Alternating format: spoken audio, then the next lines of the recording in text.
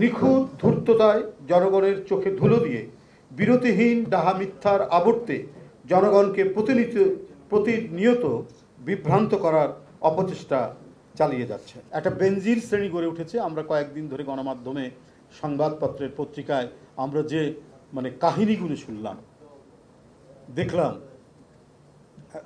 মেয়ে ইউনিভার্সিটিতে পড়ছে, তার আরব আইএসের জন্য আলাদা একটা ফ্ল্যাট কেনা থেকে শুরু করে এ তো মহাকাব্যকেও ব্যর্থ করে দিচ্ছে তাদের এই মহাকাব্যগুলি শুনলে পরে। তো এই বেনজির শ্রেণী গড়ে উঠেছে এই ১.৫ দশকে সারা বাংলাদেশে। এখন প্রশ্ন হচ্ছে, এই বিত্তশালী কারা? এই বিত্তশালী শ্রেণী হচ্ছে বেনজির শ্রেণী, যারা বিএনপির অসংখ্য নেতাকর্মীদের গুম খুন করে প্রধানমন্ত্রীর আশীর্বাদ পুষ্ট হয়ে হাজার হাজার কোটি টাকা কামিয়েছে। জিয়াউর রহমান কোন সেক্টরে যুদ্ধ করেছেন? এটা তো আপনি যদি না জেনে থাকেন তাহলে আপনি স্বাধীনতা বিরোধী শক্তি, আপনাদের সম্পর্কে তো শোনাই যায়। না হলে কলকাতায় সিনেমা দেখেছেন? জিয়াউর রহমানের স্বাধীনতা ঘোষণা, শহীদ রাষ্ট্রপতি জিয়াউর রহমান মহান স্বাধীনতার ঘোষণা, এটা আপনি বলা না বলার উপর তো কোনো যায় আসে না। আপনার প্রধানমন্ত্রীর কিছু বলা না বলার উপর যায় আসে না।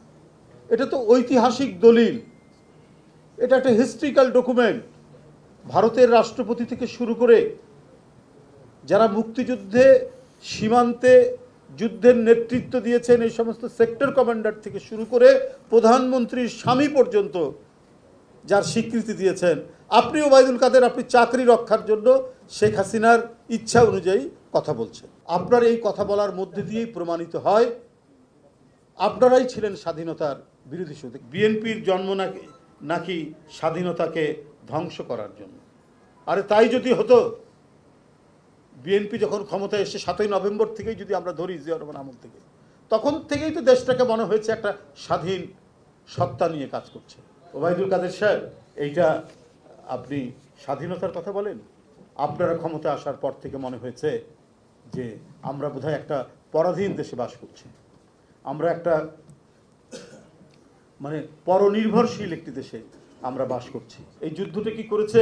বাংলাদেশের স্বাধীনতা পিন্ডির কাছ থেকে ছিনিয়ে নিয়ে এসে দিল্লির কাছে দাস্তখত দেওয়ার জন্য নাকি এই ভূখণ্ডের আমাদের যে সম্পদ, আমাদের ইতিহাস ঐতিহ্যকে সংরক্ষণ রাখার জন্য?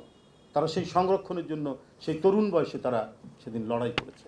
ওবায়দুল কাদের সাহেবের বক্তব্য বিভ্রান্তমূলক, ইতিহাস বিরোধী, দেশের স্বাধীনতা সার্বভৌমত্ব বিরোধী, দেশের গণতন্ত্র বিরোধী।